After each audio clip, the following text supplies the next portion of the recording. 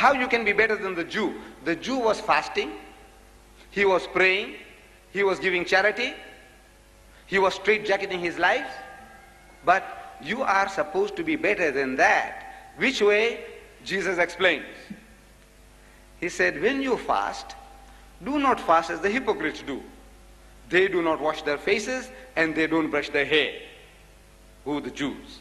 To be seen of men. In other words, with muck in their eyes. I think you better tell this young man to sit down, please. Yes, please. Tell him to sit down.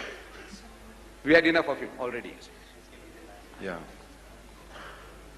With muck in their eyes, gloomy feeling. He said, what's wrong, uncle? So I said, I'm fasting. See, it leaves the impression that Mr. Deedat is a very pious religious man.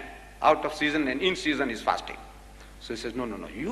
When you fast, you must wash your face and brush your hair of a happy countenance. Nobody knows that you're fasting because you're fasting for the love of God. So you can be better than the Jew by doing that, but on a higher level.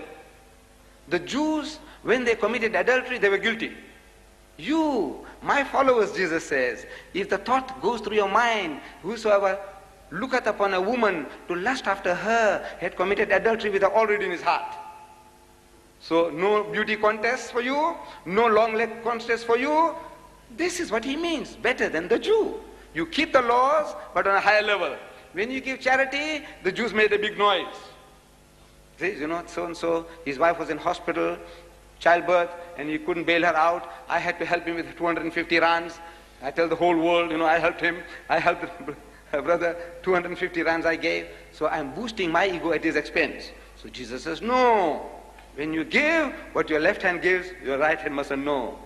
Can you see? So he's explaining to you every step how you can be better than the Jew. Not by not keeping the laws and the commandments, but by keeping the laws and the commandments on a higher spiritual level, which the Christian is only accepting words by words. They say, you accept, you follow him? They say, I follow him.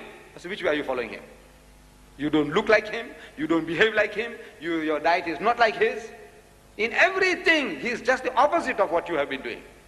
If he comes along in his second coming, I'm telling our Christian brethren, in the free state, and if they recognize him, what they're going to do with him? Take him home, and a pig on the spit, they're going to praise it for him. He's going to vomit. Can you see? So in other words, look, he will be most uncomfortable with you, but if he comes to my house, any Muslim home, my wife will be like his mother, my children will be like his brothers and sisters, if he had them. He'll be more at home with me, hygienically he'll be more like with me than with that, our Mr. Cunningham and the pot, you remember?